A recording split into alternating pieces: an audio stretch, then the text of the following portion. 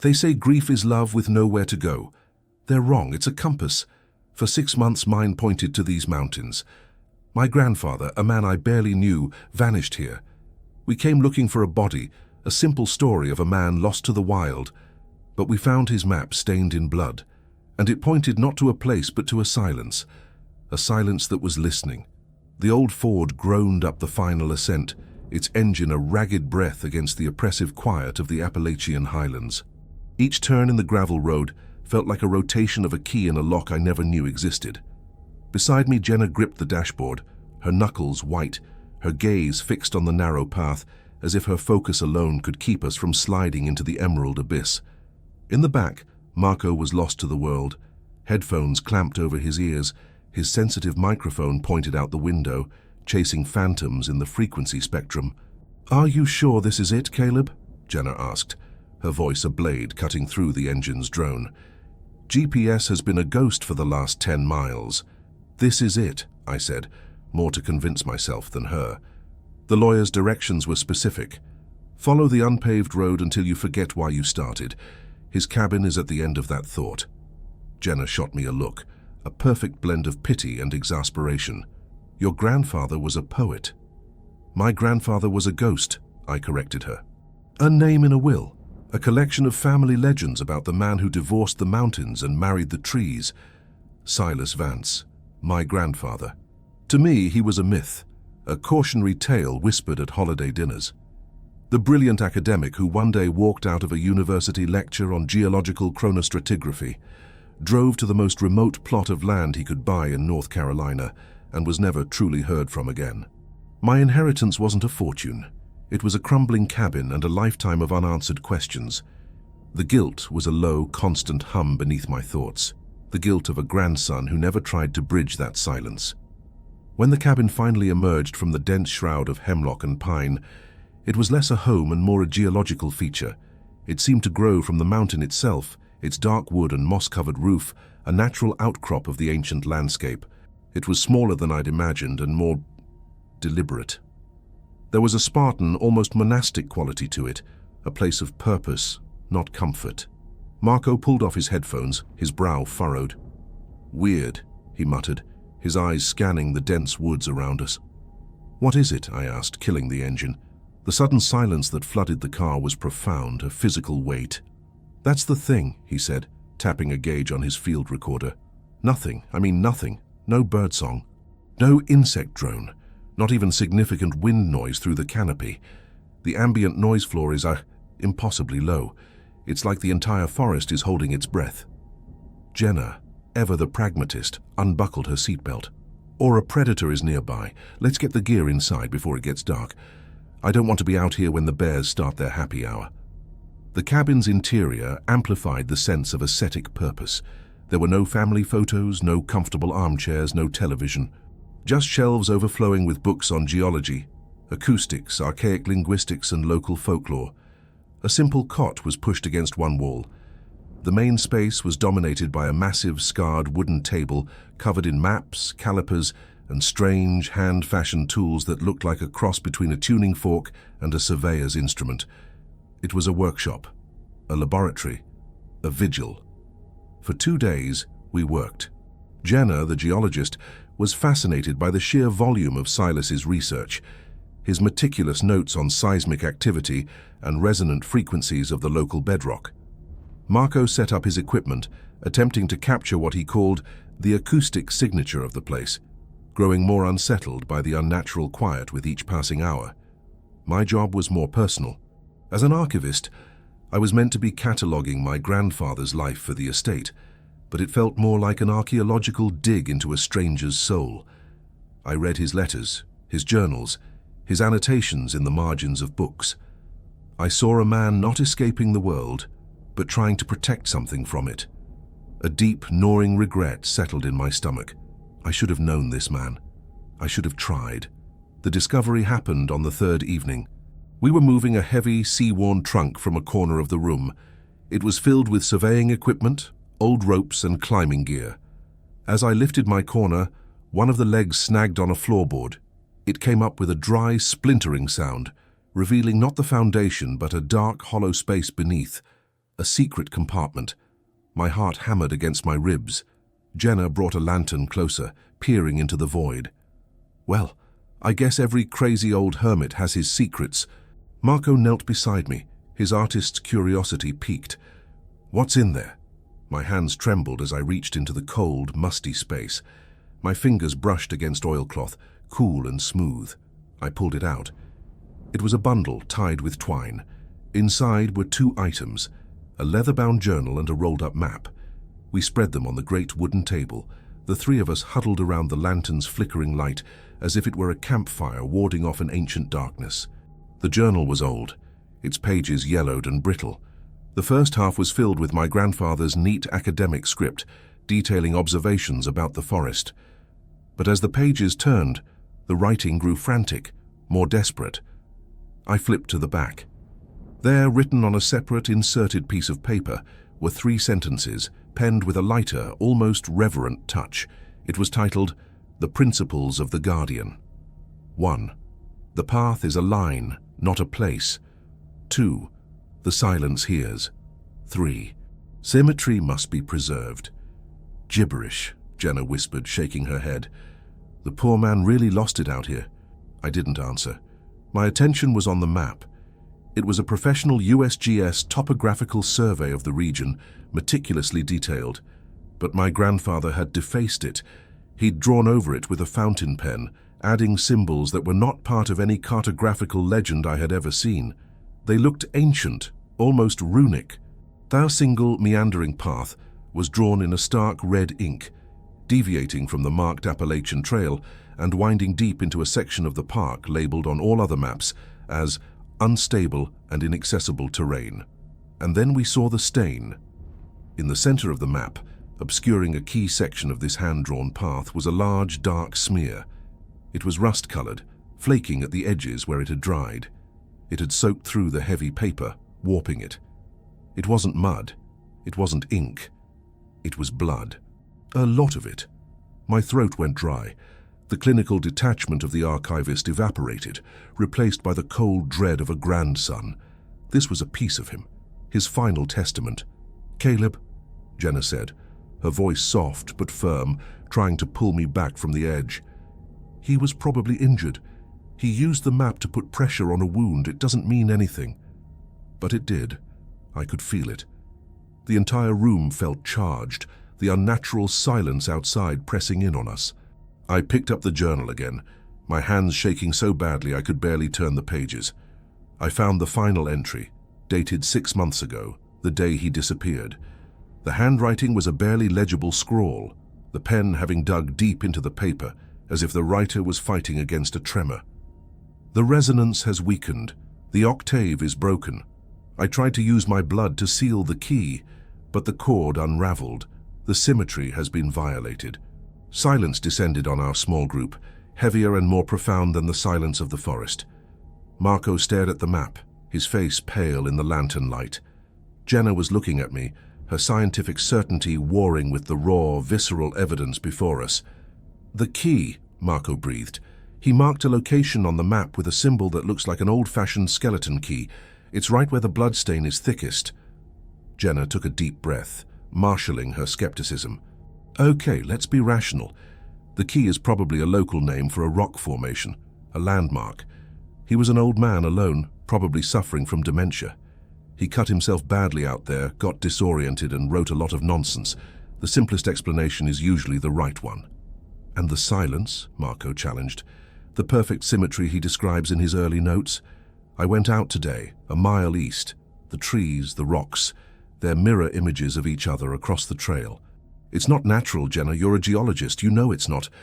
Jenna didn't have an answer for that. I looked at the map, at the blood that was my blood. The guilt I'd felt was now eclipsed by a new, urgent need. It wasn't just about finding a body anymore. It was about understanding a life, a purpose I had been too self-absorbed to ever inquire about. He wasn't a madman. He was a guardian. And he had failed. "We have to follow it," I said, my voice quiet but unyielding. Jenna stared at me. "Caleb, no, that's insane. It's dangerous, unmapped territory. We call the park rangers, we give them the map and we let them handle it. That's the sane thing to do." Was my grandfather sane? I shot back, my voice rising. He spent 40 years out here, not as a hermit, but as a warden. For what? What are these principles? What is the resonance? He gave his life for something on that trail. I'm not leaving until I know what it was. My gaze fell on the map, on the bloody path. This isn't a suicide note, it's an instruction manual. I looked from Jenna's worried face to Marco's terrified but fascinated one. I knew I was being reckless, driven by emotion, but I also knew, with a certainty that defied all logic, that leaving now would be a betrayal far greater than a lifetime of silence. We were standing on a precipice, not of a mountain but of understanding. The answers were out there, drawn in red ink and sealed in blood. My grandfather wasn't just a guide. He was the guardian of something that shouldn't even have a name. And we, in our ignorance, decided to retrace his final steps. If you want to find out what happens when the world song stops playing, subscribe and turn on notifications. The real journey begins now. The dawn that followed our discovery broke thin and grey, filtering through the dense canopy like ash. The air in the cabin was thick with unspoken tension. We moved around each other with a forced, brittle normalcy, the clink of a spoon against a ceramic mug, sounding like a gunshot in the profound stillness. Jenna was triple-checking her geological survey equipment, her movements sharp and efficient, a frantic attempt to impose order on a world that had begun to fray at the edges. Marco sat hunched over his audio rig, his face pale, endlessly replaying the near-total absence of sound he'd recorded, as if he could decipher a message in the void. And I held the map. It lay on the table, a patient predator. My grandfather's bloodstain was its eye, a dark, knowing pupil. The principles he'd written echoed in my mind, no longer the ramblings of a troubled man, but the axioms of a forgotten science. The path is a line, not a place. The silence hears. Symmetry must be preserved. They were keys, I felt, to a lock I was now determined to open. "We don't have to do this, Caleb," Jenna said, her voice low. She stood by the door, shouldering a pack filled with ropes, pitons, and a rock hammer, tools for a world of predictable physics. "We can still walk away. No one would blame us." "Wouldn't they?" I asked, tracing the red ink line with my finger. He didn't walk away. He stayed for 40 years. He bled on this map for a reason. Walking away now feels like leaving him to die all over again. The guilt was a clean, sharp hook, and I used it to pull them along with me. Marco, despite his evident fear, was drawn by the siren call of the unknown. An artist will always chase a new color, a new sound, even if it leads to annihilation. "I've never encountered an acoustic dead zone like this," he whispered, more to himself than to us. "It defies every model of environmental sound propagation. I have to know why." Jenna sighed, the sound of her rationalism admitting defeat. "Fine. But we do this my way. We take hourly readings. We maintain constant radio contact checks with the ranger station, even if we don't expect a reply. We leave trail markers every 100 yards. If any piece of equipment gives a reading that is fundamentally impossible, we turn back. No arguments. Deal." "Deal," I lied. I knew, with a certainty that chilled me to the bone, that we were already past the point of impossible readings. We started at the trailhead behind the cabin, a familiar, comforting path marked by the faint impression of hiking boots and the occasional blaze on a tree trunk. For the first mile, the world behaved. The birds were still absent, the air was still unnervingly quiet, but the ground was solid. The trees were chaotic and varied, and Jenna's compass pointed north. It was a fragile illusion of normalcy, and it shattered the moment we reached the coordinates from Silas's map. There was no fork in the road, no ominous cave entrance. The official Appalachian Trail continued its gentle curve to the west, but to the east, exactly where the red ink line began, stood two ancient, towering oaks. They weren't just similar, they were identical.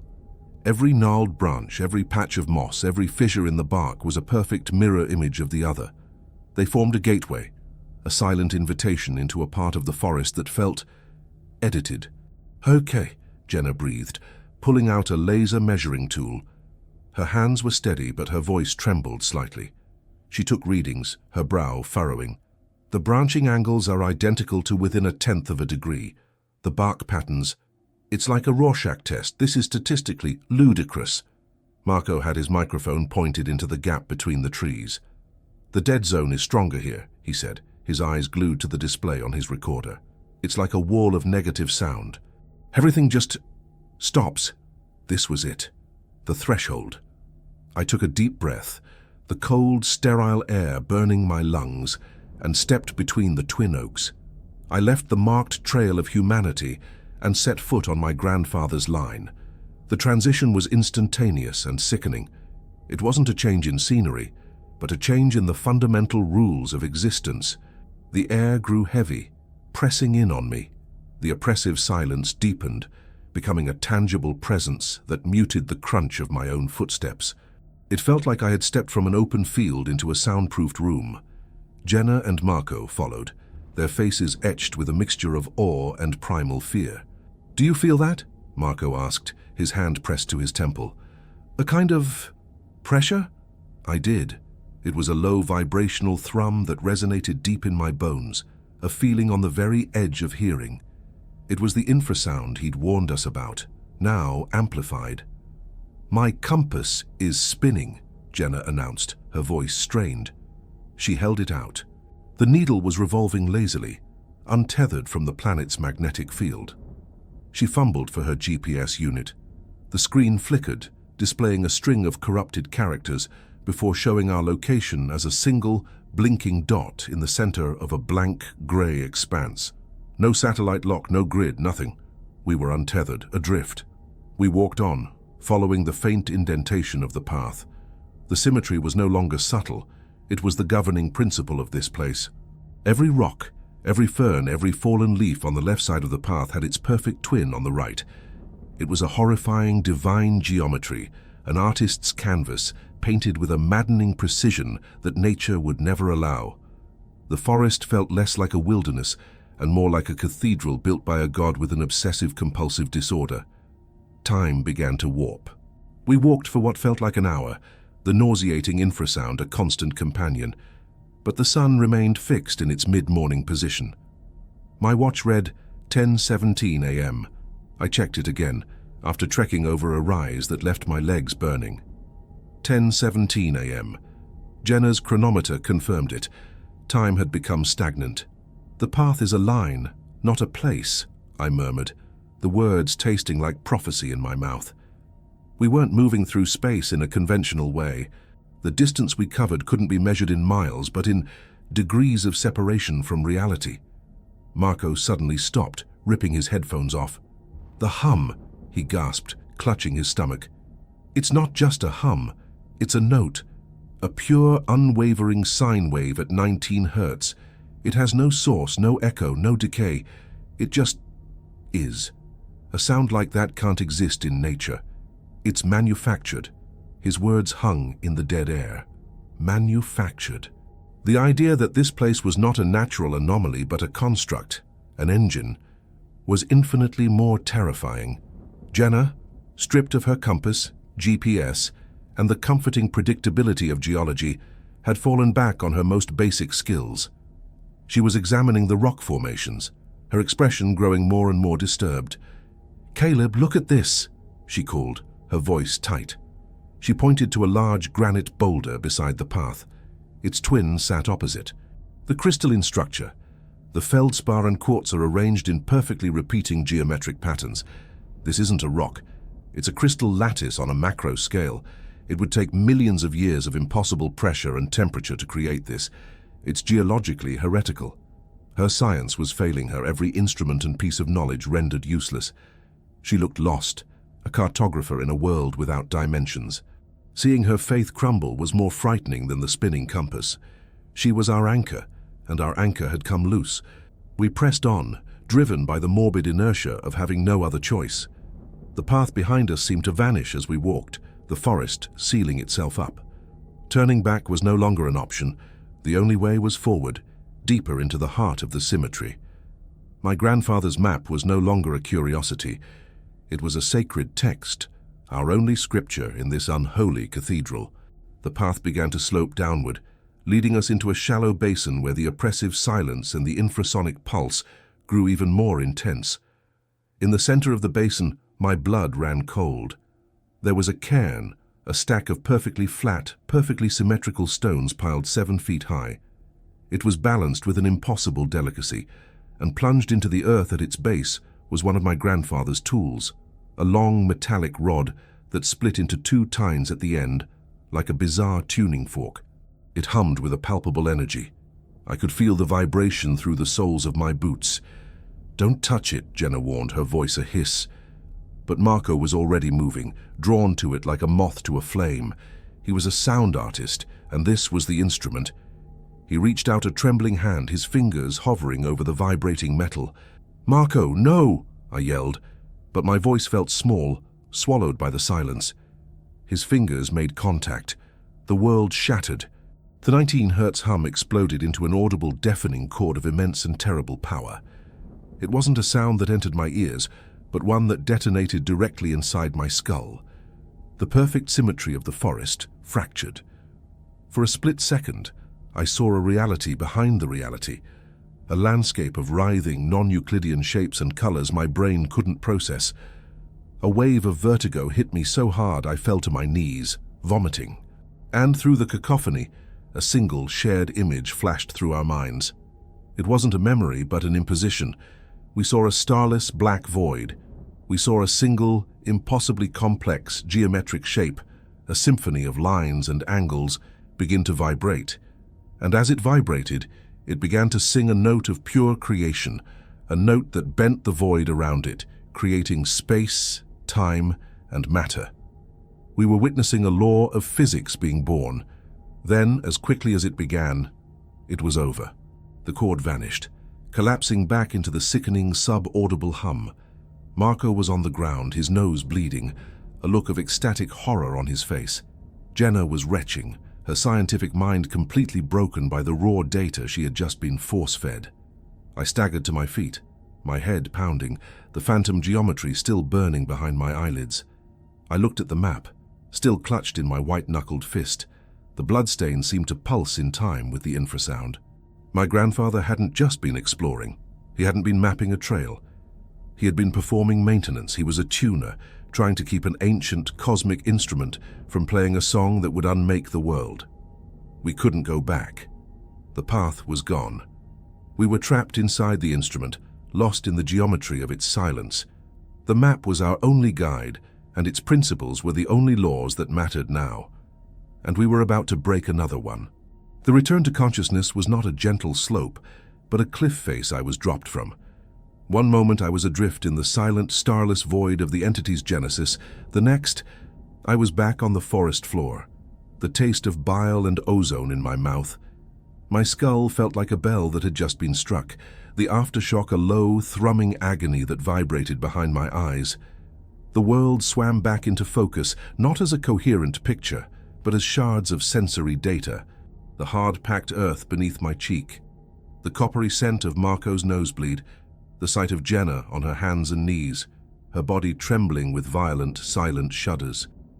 The deafening chord was gone, but the silence it left behind was different.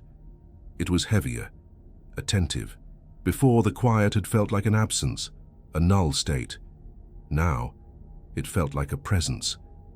It was the held breath of a predator. The vacuum of sound had been replaced by a listening void. The silence hears. My grandfather's second principle was no longer a poetic metaphor.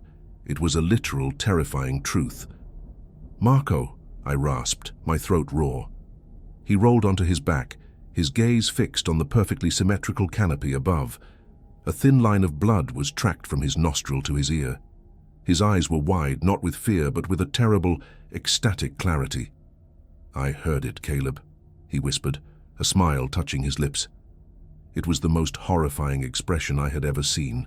The sound that came before sound, the first note, it was perfect. There was nothing perfect about that, Jenna spat, pushing herself into a sitting position. Her face was ashen, her geological hammer lying discarded beside her. The scientist in her had been brutalized, her entire worldview violated by a direct empirical experience that defied every law she held sacred. That was a weapon, a neurological assault. She was right. The vision, the sound, It wasn't a communication. It was a reflex. We were an impurity, a virus in the system, and Marco touching that tuning fork had triggered the system's immune response. We had made a noise in the library of creation, and something had turned to look at us. We stumbled away from the humming cairn, a trio of broken pilgrims. All sense of purpose beyond simple survival had been annihilated. My quest for answers, Jenna's need for logic, Marco's search for artistic purity, all of it felt like the deluded ambitions of children. We were simply trying to stay sane in a place where sanity was a foreign language. We made camp a mile from the cairn, though distance was a meaningless concept here. We huddled together out of a primal need for warmth and witness, our fire a tiny, defiant spark against the listening dark. No one spoke. Words were useless. They were tools for a reality we had left behind. The first attack came as the non-setting sun cast long, unchanging shadows. It began with Marco. He stiffened, his head snapping up, his eyes wide. He began to hum. It was a simple, beautiful melody, a lullaby filled with a heartbreaking tenderness. "Marco, stop it," Jenna said, her voice sharp with frayed nerves. But he couldn't hear her. He was lost, his face a mask of profound grief. Tears streamed down his cheeks. "It was the song I wrote for my mother," he choked out, his voice cracking. "In the hospital. I never played it for anyone." He hummed the tune again, but this time it was wrong. A single note was off, sour and mocking. Then another. The beautiful melody began to curdle into a dissonant, cruel parody of itself. I could hear it too. A faint, ethereal echo of the distorted tune seemed to bleed into the air around us. "Make it stop," Marco pleaded, clamping his hands over his ears. "It's taking it. It's breaking it." He was convulsing now, caught in the grip of an auditory seizure. The entity wasn't just replaying a memory. It was dissecting it, rewriting it, tainting his most sacred and private grief and turning it into an instrument of torture. It was an act of profound intellectual cruelty. It was learning what hurt him most and using it as a weapon. Jenna and I could only watch, helpless, as he writhed on the ground. The attack ended as abruptly as it began. He was left gasping, the silence rushing back in, now feeling even more malevolent. "It's in our heads," Jenna whispered, her face a pale moon in the firelight. "It's reading us." The second attack was for her. She suddenly cried out, scrambling backward, her eyes fixed on the perfectly still trees. "Can't you feel that?" she screamed. "The vibration." I felt nothing but the low, constant infrasound, but Jenna was experiencing something else entirely. "It was a slab avalanche," she stammered, her breath coming in ragged pants. "In the Alps, during my doctoral research. I was buried for 7 minutes. The sound of the fracture, the deep grinding roar of the rock and ice. I can feel it under us right now. It's not a memory. It's happening." She clawed at her throat, her face turning blue. "The pressure. I can't breathe. The weight." Marco, despite his own recent torment, reacted. He grabbed his seismic sensor, a device that could detect the faintest tremor. The needle, which had been dead still, was now vibrating erratically, tracing a pattern of intense, localized seismic activity. But the ground beneath us was as solid and unmoving as stone. The entity wasn't just creating a sound in her mind. It was creating the physical data of the event, projecting the phantom of a geological trauma directly into her senses and onto our equipment. It was showing us that its control over this place was absolute, from the deepest corners of our minds to the sensitive instruments we used to measure its reality. My turn came last. I was expecting a sound, a feeling. I was wrong. The entity knew I was the archivist, the seeker of knowledge. So it gave me knowledge. A voice bloomed in the center of my mind, a voice I recognized with a jolt of ice-cold shock. It was my grandfather's. It wasn't a memory of something he'd said. It was his voice, clear and academic, speaking now. But he wasn't offering comfort or guidance, he was reciting. At first, it was a string of complex mathematical equations, theories of quantum resonance and fractal geometry that I couldn't possibly comprehend. The information flooded my brain, a torrent of pure data that was painful in its intensity. My thoughts fragmented, unable to keep up with the sheer volume of alien concepts. Then, the language shifted. He began chanting in a language that was ancient and dead, full of guttural clicks and long, sighing vowels. The words were meaningless to me, but the intent behind them was unmistakable. They were words of power, words of binding, words of creation and uncreation. I was listening to the source code of the universe, and the revelation was a form of agony. This was the knowledge Silas had spent his life guarding. It was a truth so vast and inhuman that to even glimpse it was to feel the foundations of your own sanity dissolve. The onslaught on my mind was relentless. I collapsed, clutching my head, the voice of my grandfather a merciless torrent inside my skull. Through the storm I heard Jenna shouting my name. I saw Marco's face, a mask of terror, as he saw my eyes roll back in my head. The trust between us, already frayed, finally snapped. When the cacophony in my head subsided, I found myself looking at the other two with a new, raw paranoia. They were looking at me the same way. The shared experience hadn't bonded us. It had isolated us within our own personal hells, making us suspicious of each other's suffering. "It's using you," Jenna snarled, pointing a shaking finger at Marco. "Your sensitivity to sound, you're an antenna. You're drawing it to us." "Me?" he shot back, his voice raw. "He's the one who brought us here." He gestured wildly at me. "He and his madman grandfather. This is his legacy, his inheritance. Maybe this is what it wants. The bloodline." "Stop it!" I yelled, my voice cracking. "It's not us. It's this place. It's feeding on us. It's feeding on our pain." In that moment of clarity, amidst the shouting and accusations, the final piece of the puzzle clicked into place with horrifying precision. I looked at Marco's musical grief, at Jenna's geological trauma, at my own agonizing inheritance of forbidden knowledge. The entity wasn't just attacking us. It wasn't just trying to drive us away. It was learning. It was a vast, alien intelligence, silent and dormant for eons, imprisoned in a cage of physical law it couldn't comprehend. We, with our complex emotions and our sharp-edged memories, were the most interesting thing it had ever encountered. We were a new instrument, a new set of strings it had just discovered. It was plucking us one by one, testing our resonant frequencies. It was learning the sounds of grief, fear, trauma, and guilt. The attacks weren't random acts of malice. They were experiments. We weren't being haunted, we were being studied. My grandfather and the other guardians hadn't just been keeping it silent. They had been keeping it ignorant. And we, with every scream and every tear, were providing it with a brand new vocabulary of suffering. "It's a composer," I whispered, the words falling like stones into the dead air. Jenna and Marco stopped arguing, their faces turning to me. "It's an intelligence of pure pattern, of mathematics and sound. It had no concept of pain, or loss, or memory. We are teaching it." The horror of that realization was colder and deeper than anything we had yet experienced. We were not just its prisoners, we were its teachers. Our sanity was the tuition fee for the education of a god, and its curriculum was our agony.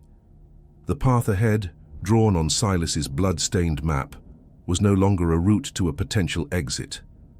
It was a syllabus, and the lesson was just beginning. The night that followed the entity's initial experiments was a new circle of hell. We didn't sleep. We didn't dare. Sleep was a border, and we no longer knew what lay on the other side. We kept the fire stoked to a furious, roaring blaze, a pathetic, flickering protest against the immense listening darkness. The silence had a texture now, a granularity. It was composed of the infinite number of sounds that were being deliberately suppressed.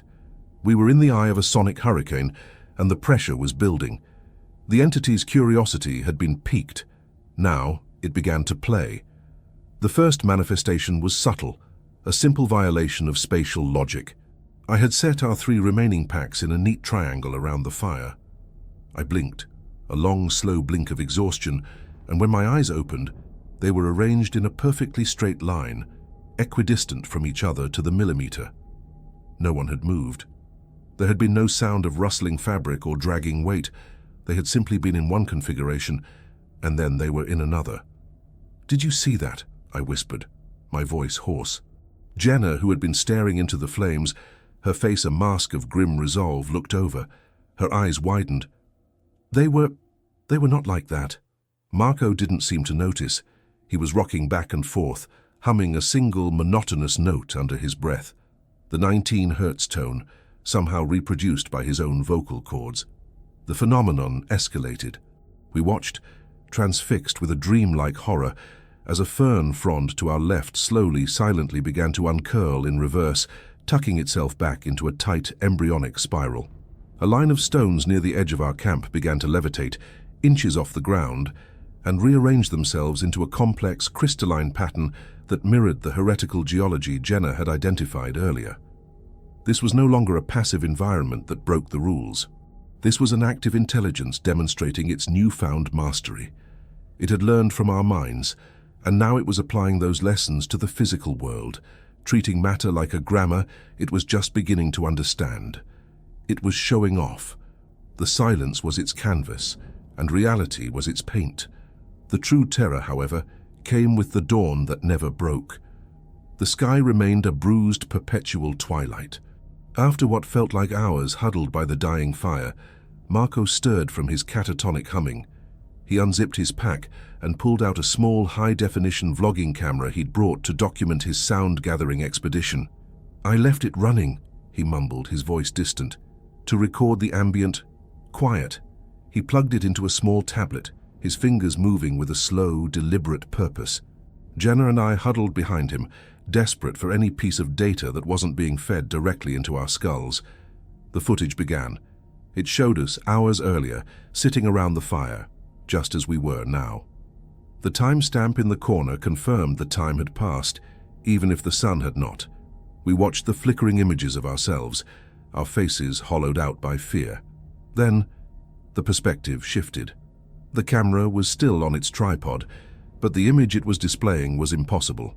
It was a view from directly above us, high in the motionless canopy, looking down on our pathetic little circle of light. The viewpoint was perfectly stable, gliding slowly from side to side as if mounted on an invisible crane. We watched the tiny figures of ourselves, sleeping, fitfully turning, as this impossible eye observed us. Who filmed this?" Jenna breathed, her voice catching in her throat. Marco fast-forwarded the footage. The disembodied viewpoint continued for hours. Then it zoomed in. It zoomed on my face, then Jenna's. Finally, it settled on Marco. The footage lingered on him for a long, uncomfortable moment.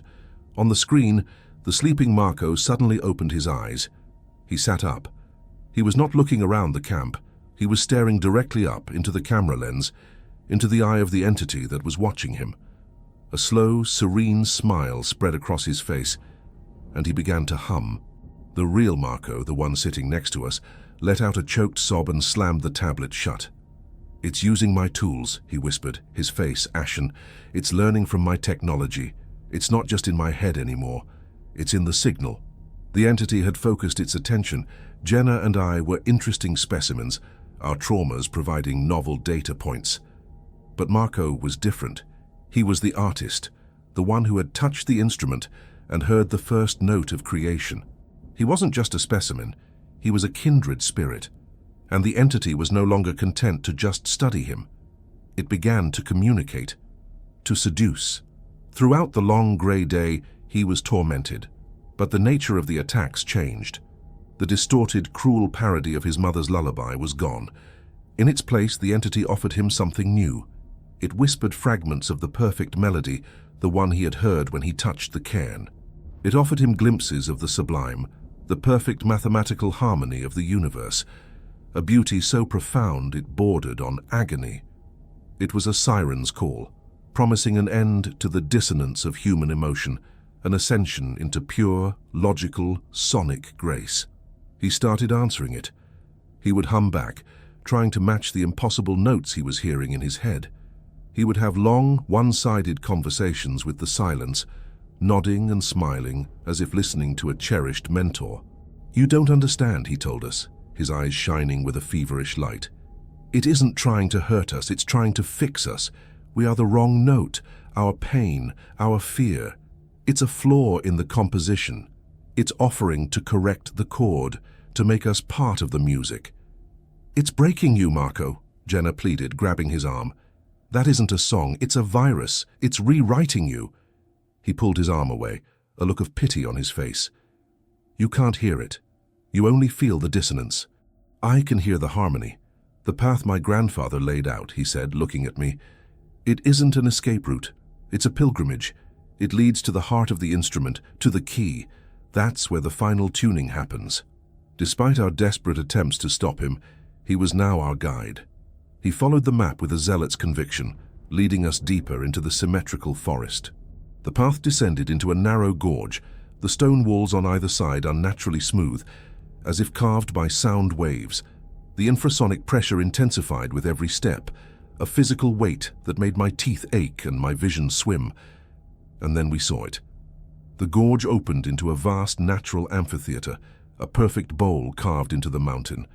The symmetry here was absolute, breathtaking in its divine madness. Tiers of black, crystalline rock rose up on all sides, focusing down on a single flat stone altar in the exact center. This was the key, the location on the map that had been obscured by Silas's blood. The sub-audible hum was so powerful here, it felt like the entire world was vibrating on the edge of collapse. The air was thick with potential energy, like the moment before a lightning strike. This was the source. This was the amplifier. Marco walked to the center of the amphitheater, his arms outstretched, a conductor taking his podium. "This is it," he breathed, his voice filled with reverence. "The place where the silence is tuned, where the chord is struck." "Marco, get away from there," I screamed, my voice sounding thin and pathetic in the vast space. "This is a trap." He turned to us, his face a mask of beatific madness. "It's not a trap. It's a solution. He broke the symmetry," he said, gesturing to the world around us. "Our grandfather. His ritual failed. He introduced a flaw, a dissonance, my mother's song, your avalanche, his equations. It's all just noise from a broken string, but I can fix it. I can restore the silence." Before we could react, he lunged, not at us, but at Jenna's pack. He snatched her geological hammer, the symbol of her shattered science, her tool of logic, and ran back to the altar. He raised it high. "I have to break the broken part," he screamed, his voice echoing in the amphitheater. "I have to silence the noise." Jenna and I ran, scrambling over the smooth rocks, but we were too late. He wasn't trying to destroy the place. In his fractured mind, he believed he was performing a necessary act of percussive maintenance. He was trying to silence the echoes of our humanity, the painful static that was corrupting the perfect signal. He brought the hammer down on the central altar stone with all his strength. The sound of the impact was not a loud crack, but a small dry thud that was instantly devoured by the oppressive quiet. A hairline fracture appeared on the surface of the altar. He had broken the physical symmetry. For one single, glorious, heart-stopping second, everything stopped. The infrasonic hum vanished. The pressure in our skulls evaporated. The world ceased its vibration. A wave of pure, absolute, and blessedly normal silence washed over us. It was the most beautiful sound I had ever heard. In that moment, a sliver of insane hope pierced through my terror. He did it. The madman actually did it. Then, the new sound began. It didn't come from the altar. It came from everywhere at once. It was not a hum, but a clear, complex, and utterly alien melody. It was a cascade of crystalline notes arranged in a mathematical progression that my mind could not follow. Each note was a paradox, both beautiful and agonizing, and the melody it formed was the sound of reality being unwritten and then composed anew. The world dissolved into the music. The symmetrical trees twisted and flowed like wax, their branches braiding into impossible fractal patterns. The stone tiers of the amphitheater rippled and pulsed in time with the alien rhythm. The very air shimmered, thick with a visible geometry. Marco fell to his knees, the hammer dropping from his nerveless fingers. Blood streamed from his eyes and ears, but he was smiling, an expression of transcendent bliss on his face. He began to hum, his voice joining the terrible symphony, no longer a victim of the sound, but a willing instrument within it. He was not being destroyed. He was being incorporated. He had not silenced the flaw. He had shattered the final restraint. The hum had been the sound of the cage bars rattling. Now the cage was open, and the composer was free to perform. We stared in abject horror as Marco, our friend, became a living antenna, a joyful transmitter for the song that was ending the world. Flight. It is the most primal of instincts, a biological command that screams louder than reason, louder than grief. But you cannot flee from a world that is unmaking itself around you. You cannot outrun a symphony. The melody pouring from the shattered altar was not sound. It was the new physics, the new biology, the new architecture of what was once a forest. We ran, Jenna and I, a desperate two-person stampede away from the sight of Marco, our friend, our compass point, now a willing chorister in the apocalypse. Our escape was a fever dream. The path beneath our feet was no longer solid earth, but something fluid and uncertain, rippling in time with the alien music. The perfectly symmetrical trees we had navigated earlier now writhed, their branches melting and reforming into impossible, flowing geometries that defied the very concept of plant. They were notes on a page, and the composer was drunk with power. We were not running through a landscape. We were scrambling across the surface of a song as it was being written. Jenna was my anchor. The scientist in her was dead, but the survivor was a fierce, formidable thing. She navigated not by sight, for sight was a liar here, but by a deeper instinct, a geologist's innate understanding of pressure and gradient. "The line!" she screamed over the crystalline cacophony, her voice a raw shred of sound. "Stay on the goddamn line!" She meant the path on the map, my grandfather's red-inked trail. In the swirling chaos of this new reality, that single, deliberate line seemed to be the only thing holding its integrity. It was a thread of intention in a world of madness, and we clung to it as a drowning man clings to a rope. To step off it, even for a moment, felt like it would mean dissolution, our own atoms surrendering their form to the all-consuming composition. We collapsed hours or minutes later. Time was a casualty of the new regime, in a place where the path terminated abruptly at a sheer cliff face, a dead end. The music swirled around us, a constant agonizing pressure against our skulls. Despair, cold and absolute, began to settle in my bones. We had run from one trap into another. "There's nothing," Jenna gasped, her hands braced against her knees. But my eyes were on the map, the oilcloth page clutched in my trembling hand. The red line didn't stop. It went through the cliff. And beside it, Silas had sketched a new symbol, one I hadn't noticed before in my terror. It was a musical rest, the small, dark rectangle that signifies a pause, a breath, silence. "It's here," I said, my voice hollow. I ran my hand along the cold, vibrating rock face, feeling for any imperfection. My fingers brushed against a section of stone that seemed wrong. It looked solid, but it felt porous, the stone humming with a subtly different frequency from the rock around it. It was a seam disguised with a craftsman's preternatural skill. Pushing against it, I felt a section of the cliff give way, swinging inward on silent, perfectly balanced hinges. The entrance revealed was not a dark cave but a tunnel, and from its depths came the one thing more shocking than the alien music, its absence. A profound, enveloping silence. It was a sanctuary. We scrambled inside, pulling the heavy stone door shut. The transition was immediate and jarring. The terrible symphony was cut off, the agonizing pressure vanished. We were left in a dark, still, and utterly quiet space. The silence here was not the listening, predatory silence of the forest. It was a true deep null, the blessed peace of a soundproofed chamber. Jenna collapsed against the door, shuddering with relief and exhaustion. I fumbled for my headlamp. The beam cut through the darkness, revealing a space that was both a hermit's hovel and a scientist's laboratory.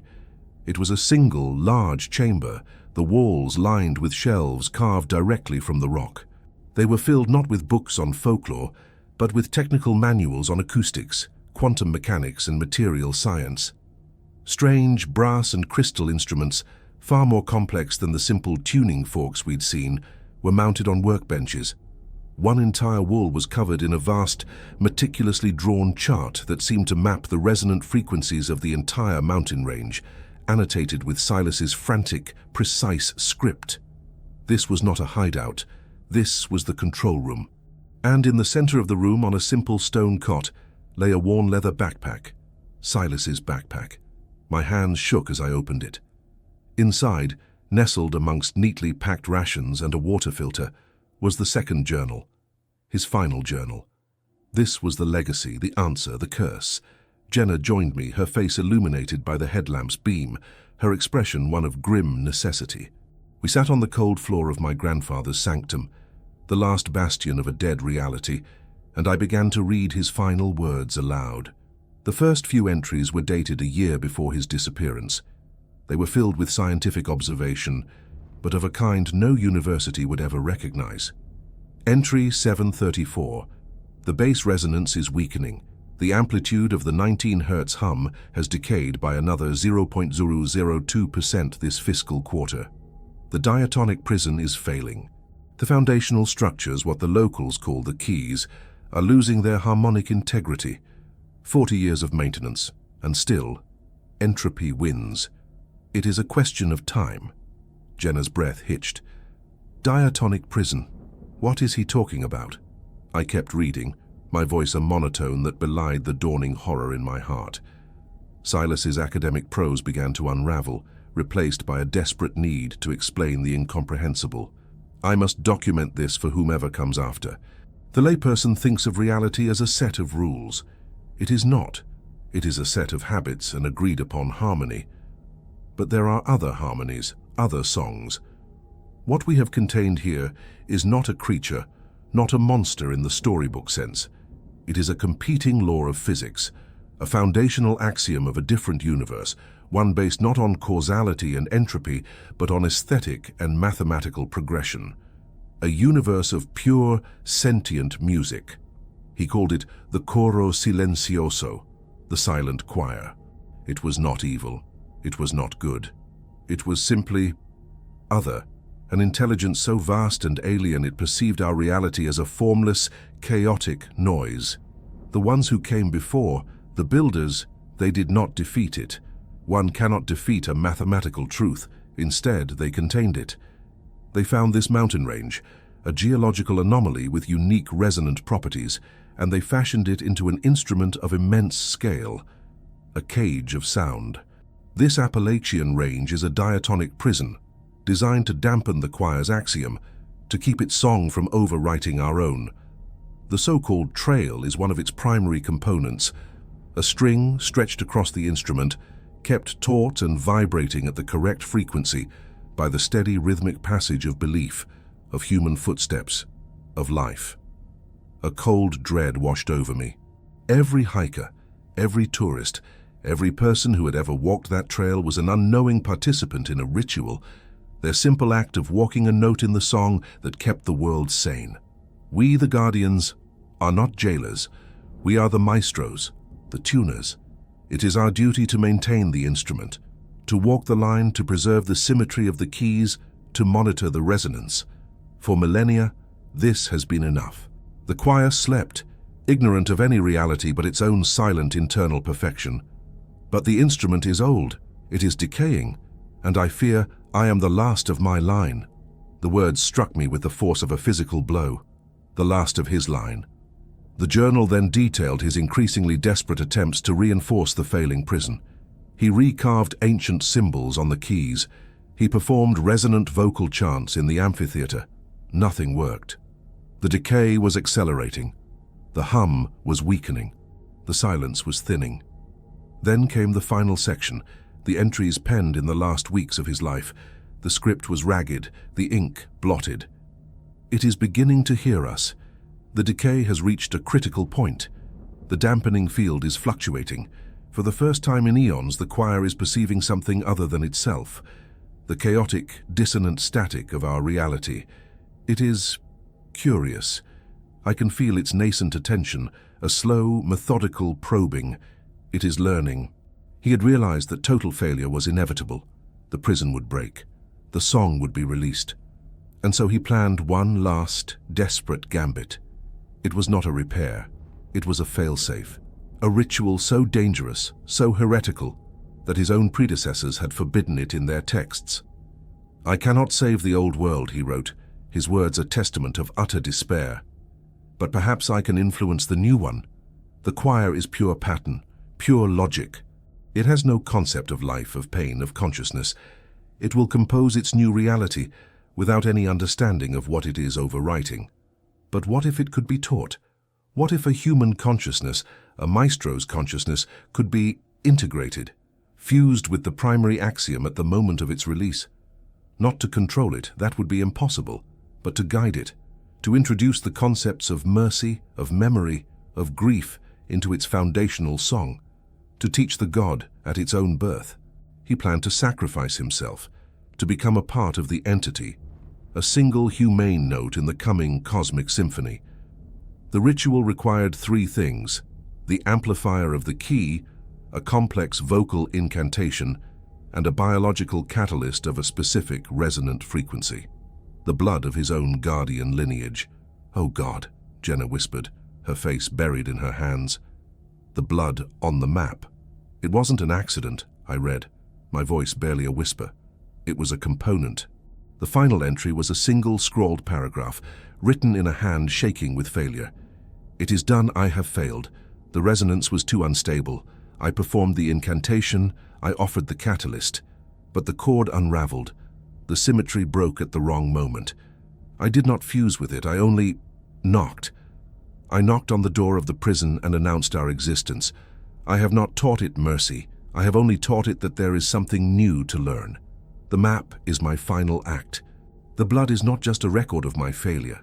It is a key, an attractor, a homing beacon tuned to my own frequency, to my own blood.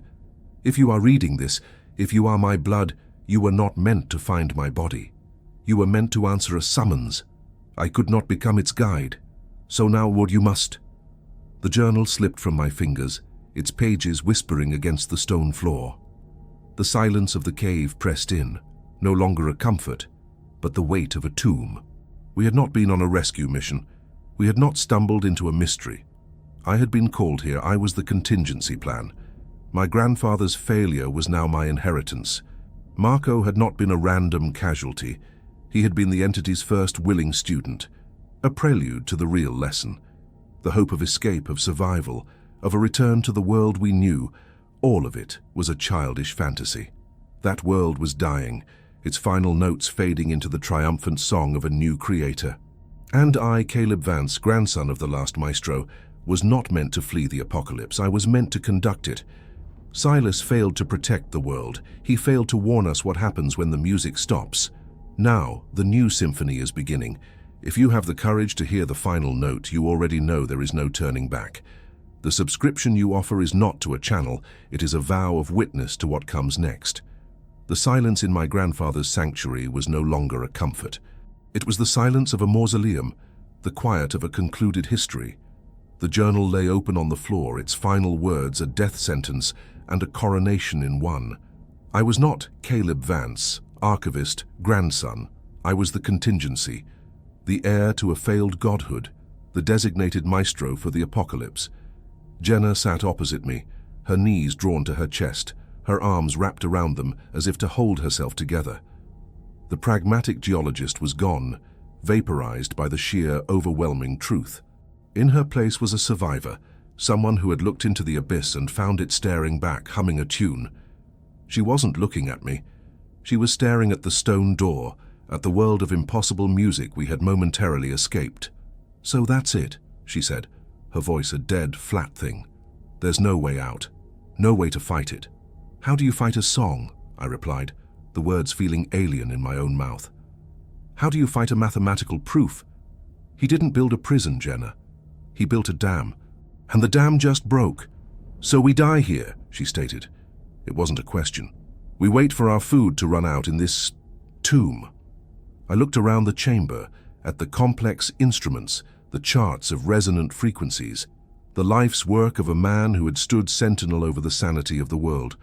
It wasn't a tomb, it was a workshop, and the work wasn't finished. "No," I said, a terrible cold clarity settling over me. My grief, my fear, they felt like distant, petty emotions now, the concerns of a species that was already extinct. He didn't bring me here to die. He brought me here to work. I stood up, my movements feeling slow, deliberate, as if I were a different person inhabiting my own body. I walked to the workbench and ran my fingers over the strange brass and crystal contraptions. They were tuners, resonators, devices for measuring and influencing harmonics on a scale I couldn't imagine. My grandfather's tools. My tools. "Caleb, what are you doing?" Jenna's voice was sharp, laced with a new kind of fear, not of the entity, but of me. "What he couldn't," I said, picking up a small, exquisitely crafted device that looked like a compass, but with a vibrating crystal instead of a needle. "The choir is learning. It's a child, a genius child, playing with blocks it doesn't understand. It's turning the world into a meaningless chaos of beauty." Marco. He gave himself to that chaos. My grandfather tried to inject the idea of order into it, the concept of mercy. He failed because the instrument was broken.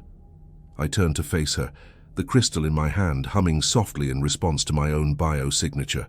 He tried to teach it from the outside. I have to teach it from within. The comprehension on her face was a slow, dawning horror. "You're going to do the ritual. You're going back out there." "I am the last maestro," I said, and the title felt ancient and heavy on my tongue. Leaving the symphony unfinished would be impolite. The argument that followed was brief and futile. She pleaded, she reasoned, she raged. She used logic and science, the ghosts of her former self, to try and pull me back from the brink of this cosmic insanity. But how could she argue against a destiny written in blood and sound? In the end, she saw the resolve in my eyes, a calm so profound it was indistinguishable from madness, and she fell silent. What she did next surprised me. The survivor took over. She stood, went to the backpacks, and methodically began to check our supplies. "If you're going back to that place," she said, not looking at me, "you'll need a witness, and the witness will need a way to get out." She was giving me her blessing in the only way she knew how. She was planning for a future, even if that future was a single person walking out of a newly born hell. We opened the stone door. The symphony washed over us once more, but I heard it differently now. It was no longer a terrifying assault. It was a language. I could feel the intent behind the notes, the boundless, childlike curiosity of the choir as it wove trees into glass and stone into light. I could sense its loneliness, the immense solitude of a singular consciousness that had just discovered it was not alone. The journey back to the amphitheater was a walk through a god's dream. The world was a canvas of impossible beauty and horror. The ground undulated in slow, gentle waves, and with each wave the flora changed, blooming into chitinous obsidian flowers before fading into clouds of phosphorescent spores. The air was filled with floating geometric structures of pure light, each one emitting a single perfect note that harmonized with the greater melody. I saw a deer, its flesh turned to translucent shimmering crystal, its heart a pulsing orb of trapped lightning, standing perfectly still, a permanent statue in this new garden. This was a world without death, without pain, without life. It was a world of pure aesthetics, and it was my inheritance. We reached the amphitheater.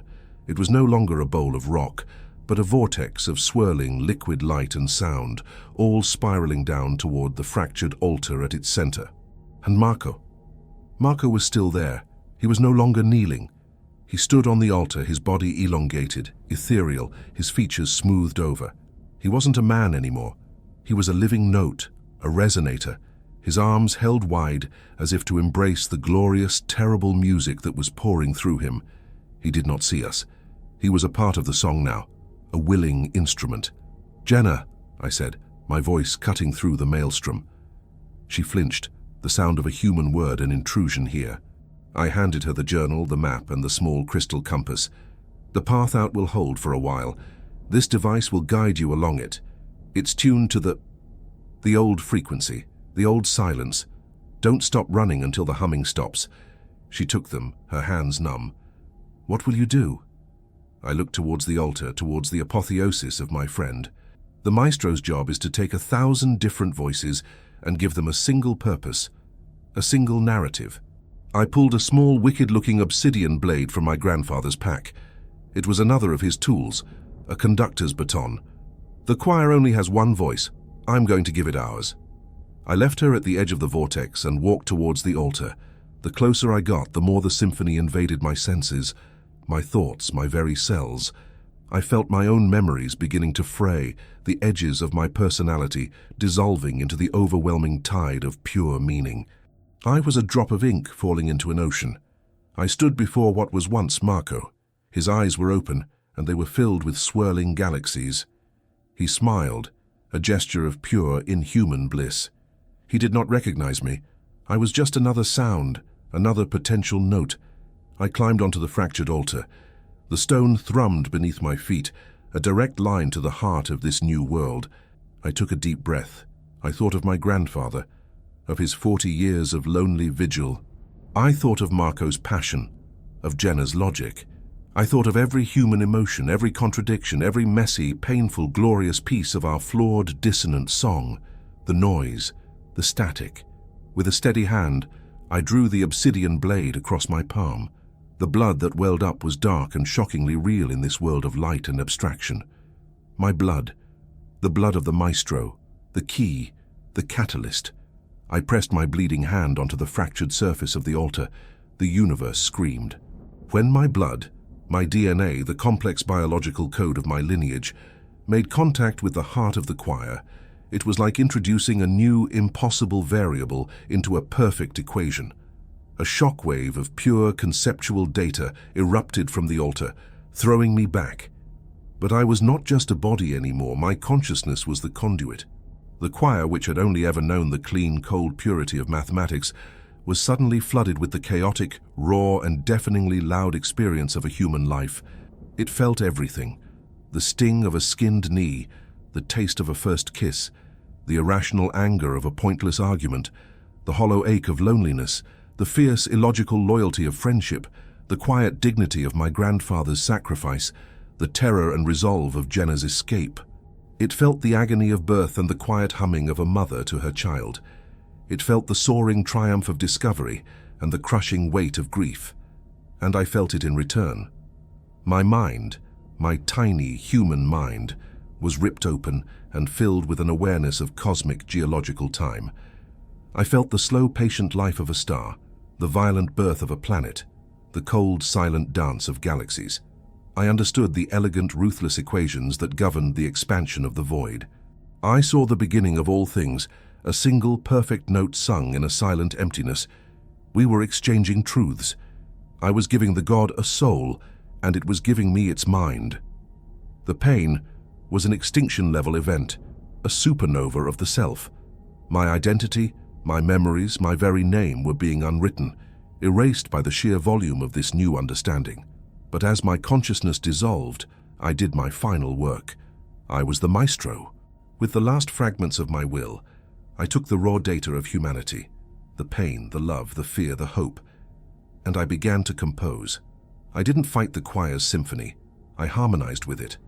I introduced a minor key. I wove the theme of grief into its soaring crescendos of creation. I introduced a fermata, a pause, the concept of a breath, of a life that begins and ends. I gave the flawless, eternal music the gift of a mortal soul.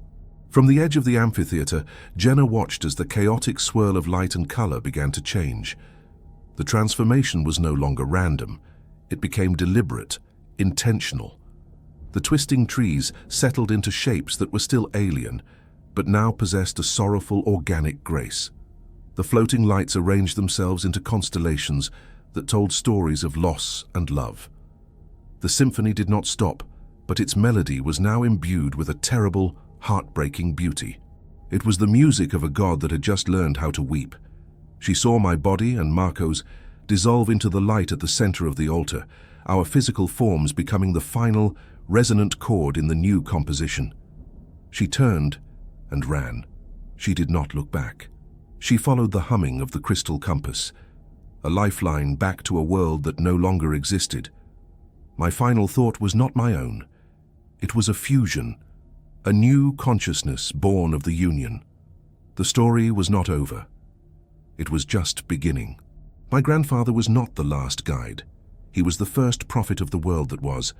I was its first composer. The rules had been broken. The map had been followed. The blood had been offered. And now, the true trail, the one that would lead out of these mountains and into the heart of all cities, all nations, all souls, was finally being drawn, and the whole of humanity, in their blissful ignorance, was about to be invited to sing along.